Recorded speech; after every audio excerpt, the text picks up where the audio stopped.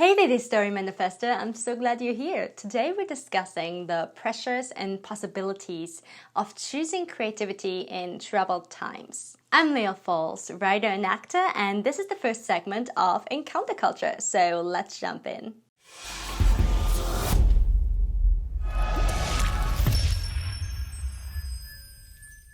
Since the beginning of the pandemic, we've heard this whole dichotomy of now is the time to create, go create your life's work in 1 year, and now is the time to rest and take it easy and do nothing productive. And you know what? In a way, it reflects our world state because there's a lot of thoughts of this is the time to create a better, more beautiful future, and this is the time to just process this collective trauma that we're going through. Is one side correct?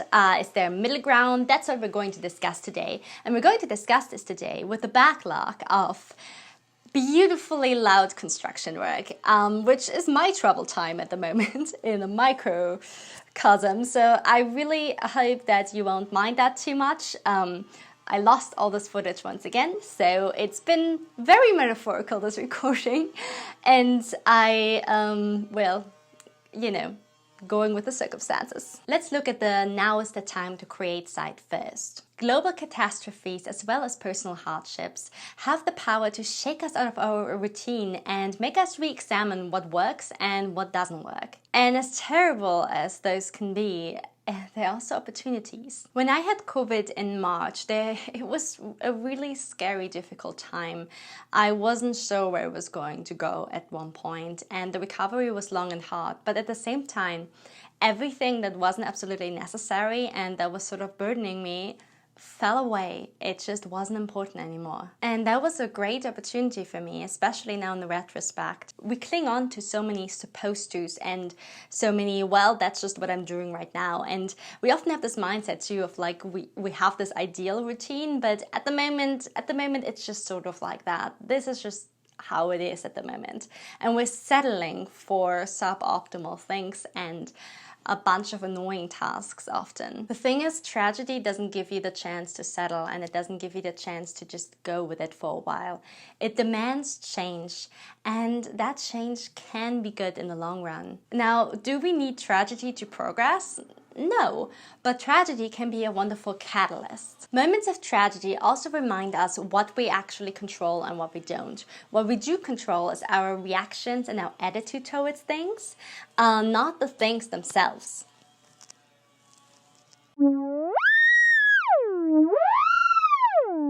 And that is really important to keep in mind because that way we know what we can work towards, and with each new challenge that comes our way that makes us realize those things, we get better. We'll be better prepared for the next challenge. As a storyteller, this rings particularly true for me, and I'm sure for you too, because tragedy and hardships are what moves the character development forward. They're the catalysts, and without those catalysts, there's no story. So when life gets really rough and tough, it can help to look at those changes and to look at those tragedies as catalysts of our story and to just look at our lives as stories. We just did a whole big Save the Cat spoof in October, but let's talk about the Dark Night of the Soul completely seriously here for a moment. The Dark Night of the Soul is the moment, the beat, where all seems lost for the character. But it's not actually the end of the story. It's the moment where they find new resolve and conviction that will lead them to the actual end. And that reflects our life so beautifully. The Dark Nights of our Soul give us the chance to find new resolve and find a new attitude that can push us towards where our story is actually supposed to go. We use the term Dark Night of the Soul as a novel writing beat from the Save the Cat beat sheet, but the idea is actually much older. It was originally a poem by the 16th century Spanish mystic, Saint John of the Cross. In the safety of the night, the poet experienced an intimate love and connection to God. The poem is downstairs. I will link all the stuff, all the good resources into the description. So if you want to read it, go check it out. I did enjoy it, and I'm gonna say, yeah, although That's just my personal opinion, but I think that has a little bit of gay subtext. What? History was never queer, right? That's sort of a new development. I'm sure it wasn't just left out of history books for centuries, and there's plenty of stories to be told, and please give me more historical novels about queer characters, because I really want to read them. That was a tangent. So the first time the dark night of the soul was used and mentioned, the idea started in finding connections, spiritual or religiously more in this context, but in general, connection for character growth, and it came out of darkness. Now, the darkness is more just the night. There's not that much suffering or despair that's explored there yet, so it starts in more of a metaphorical way, but it still tells us that in the dark there is something to be gained. The darkness made connection possible. T.S. Eliot developed this idea further in his 4 quartets poems. They will also be linked below. Instead of leaving the darkness as a pure metaphor here, he explores the concepts of death and rebirth, and especially what comes to us and how we develop in the space of waiting for the next rebirth. Well, you can read the majority of it on your own term. It's quite a long poem and it's very beautiful. I want to give you a little bit of a taste of it so that you get the idea of the dark night of the soul here. I said to my soul, be still, and let the dark come upon you, which shall be the darkness of God. As in a theatre, the lights are extinguished for the scene to be changed, with a hollow rumble of wings, with a movement of darkness on darkness, and we know that the hills and the trees and the distant panorama and the bold, imposing facade are all being rolled away. Or as when an underground train in the tube stops too long between stations and the conversation rises and slowly fades into silence. And you see behind every face the mental emptiness deepen, leaving only the growing terror of nothing to think about.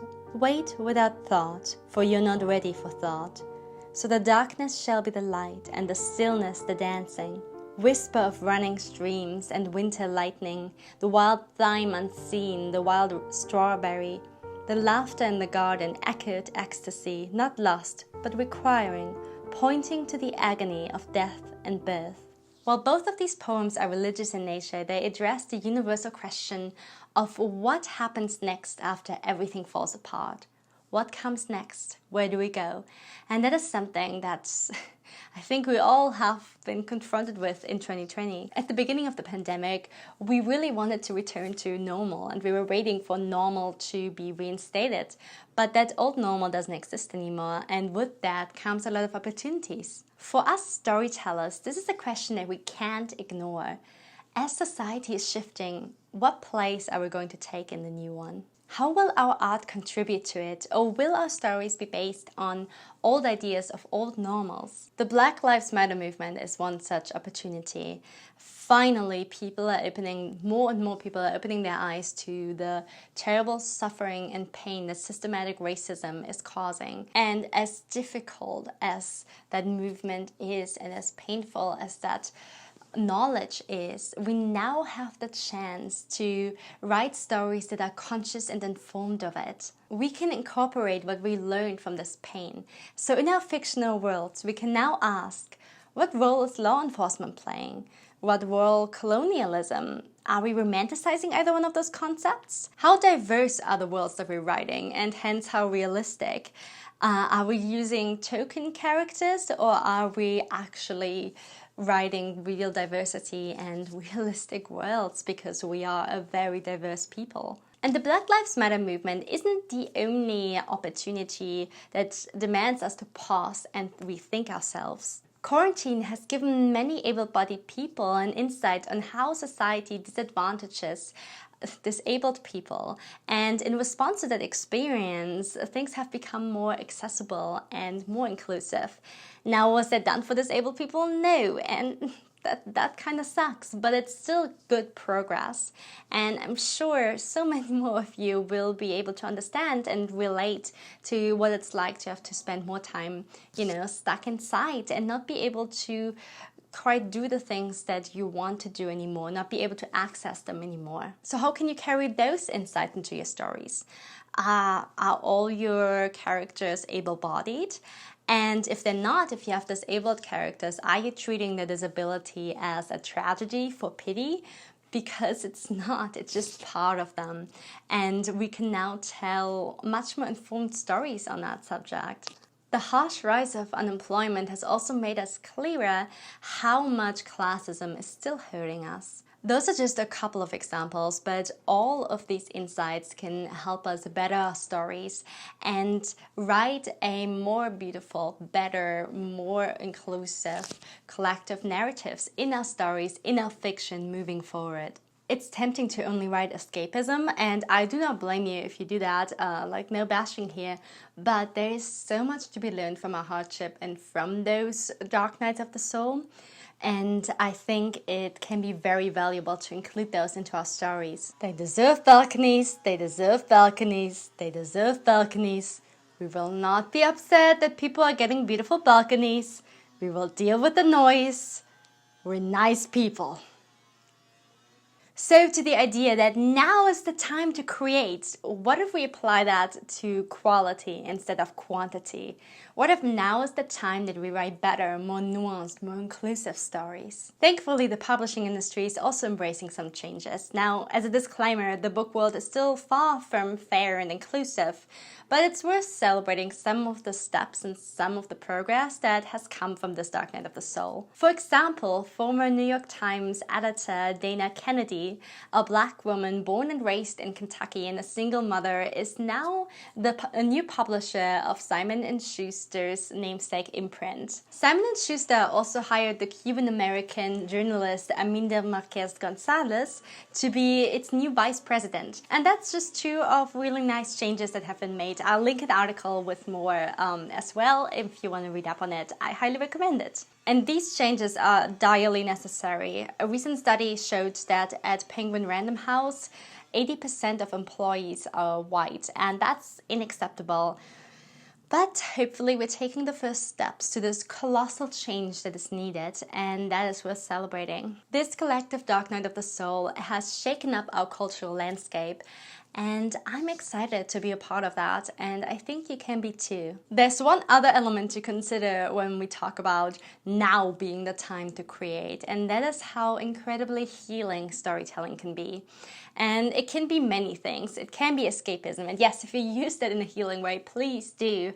It can provide catharsis, and it can be a way for us to process things and write about things that are not easily talked about in any other way. In stories, everything has meaning, and in a world with so many overwhelming and seemingly meaningless events and tragedies happening, it can be very grounding to find little bits of meaning on the page. Our imagination is also a vital part for helping us get through these difficult times. It is linked to hope. It helps us imagine a better future and envision the steps that we need to take to get there. So training that imagination and keeping it sharp can only help us through these troubled times, and we shouldn't dismiss it and dismiss its importance. And I think that's something that we as storytellers are very easily tempted to do when there's so many real life stakes that we have to balance, to think that imagination and imaginative play is somehow not important anymore, but it is a vital part of our existence. There are countless studies on the positive impact that creative endeavors have on anxiety and depression. Similar to meditation, it requires a focused state outside of our head, so we get away from these negative thought spirals and harmful thought spirals, and it brings us some peace. It likely improves our mood, and it helps us feel more balanced. There's an article I found on it, so if you want to read it, it's also going to be below. Now, for professional writers, this might vary a little bit because a lot of our anxieties are probably linked to writing.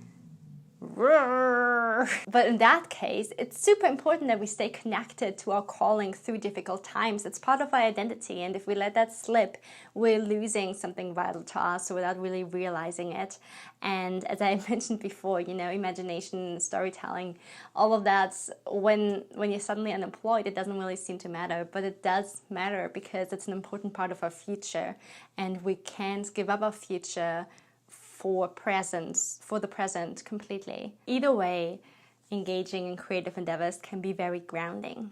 All right, now let's talk about why troubled times this year, difficult personal hardships, global hardships might not be the best time to create. It sounds so logical. We are home more, we're at our computers more, there's not much else to do, and yet you have somehow not written 15 novels this year. Neither have I. Why? I'm here to tell you not to be too down on yourself, because you're probably doing and processing much more than you're realizing. Traumatizing events are usually situations that overwhelm our human adaptation abilities and that we can neither control nor directly influence. The pandemic has been exactly such an event, and it'll take a lot of mental and emotional energy to process it, whether we're recognizing that work or not. Even if we avoid the news as much as possible, there's still constantly a new normalcy to adapt to. Our normalcy here in December is not the same that it was in September, and that one was not the same that it was in April, and it's definitely not the same it was in January. So things are constantly changing, and we can't distance ourselves from that. But at the same time, we can't really influence it either. We detect more danger than usually, and in response, our bodies go into fight, flight, or freeze mode. And in that state, we still need to keep our regular life afloat and take care of our basic needs. It is just not fair of us to then also demand of us the utmost creativity. Creativity asks us to step outside of our own perspective and into someone else's shoes, but that might feel way too dangerous and not safe to do during these difficult times. If we think we might die if we don't stay alert, we cannot prioritize creativity. Instead, we have to prioritize how to keep ourselves healthy in that state of hypervigilance and how to slowly move out of it to reestablish some sort of mental equilibrium. Here are a few things that are more important than creating during troubled times. Forgiveness. Can you imagine?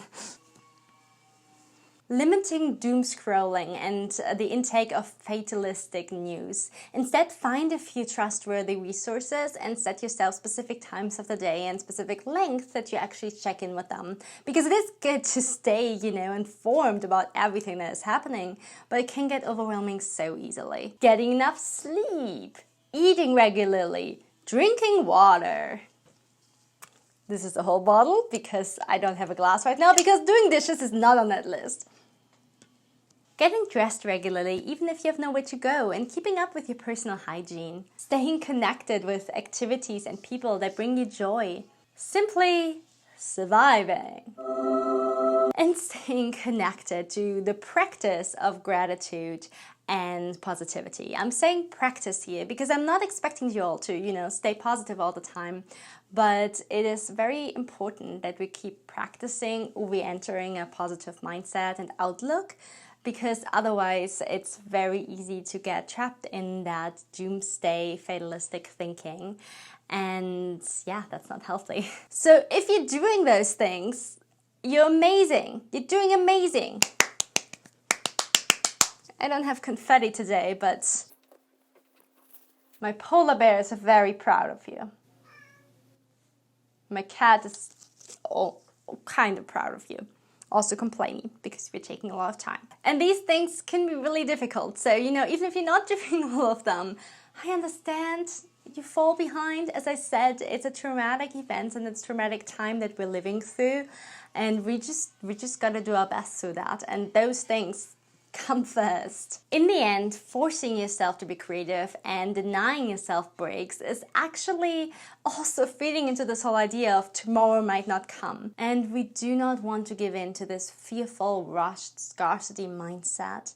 It just keeps us in survival mode, and ultimately we won't be able to create for much longer if we stay in that survival mode. So one of the most trusting and affirming things we can do for that better future that we're hoping for right now is to allow us to give breaks, is to allow us to take breaks.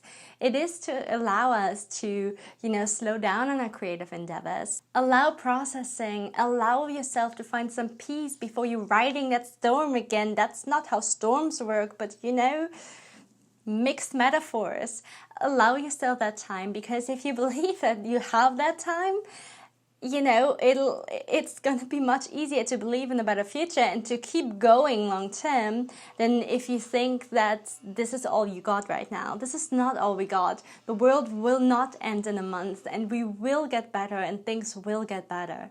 So in conclusion, was this annoying? No, that's not the conclusion. So in conclusion, is now the time to rest, or is now the time to create? Now, this was all sort of my opinion, but I'm going to give you my condensed opinion in conclusion right now. Take care of your basic needs first, and that includes mental health. Do not neglect that. And then please continue writing and storytelling, but keep the reason why you're doing it in mind. Do it because it's part of you. Do it to affirm the better future that you're walking towards. Do it to make a positive impact. Do it for catharsis. Do it for your own processing. Do it to bring some joy into your life. There's so many good reasons to do it. Do not do it for the sake of productivity or to have something to show for 2020. Do not do it out of trying to create a false sense of control over this. It's not going to help in the long term, and that is something I really have to remind myself of as well. But there's so many beautiful reasons to create, and I know that we can reconnect those.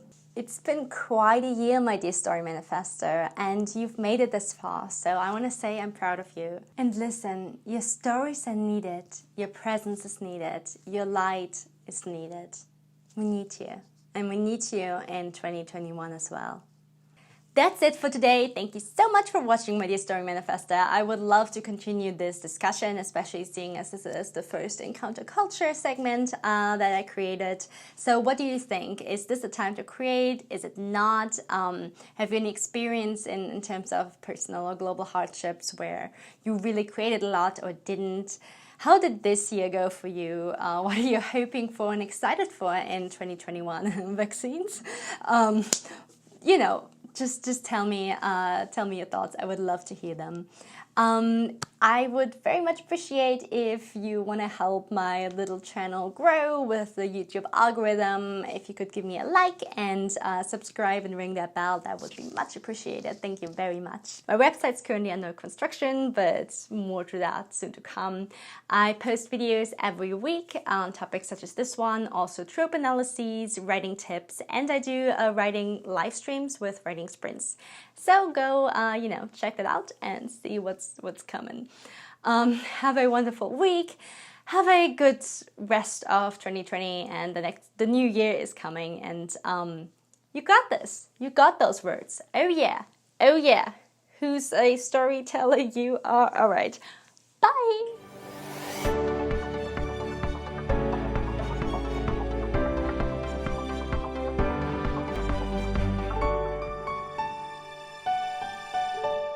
They deserve balconies, they deserve balconies. Balcha! Bye!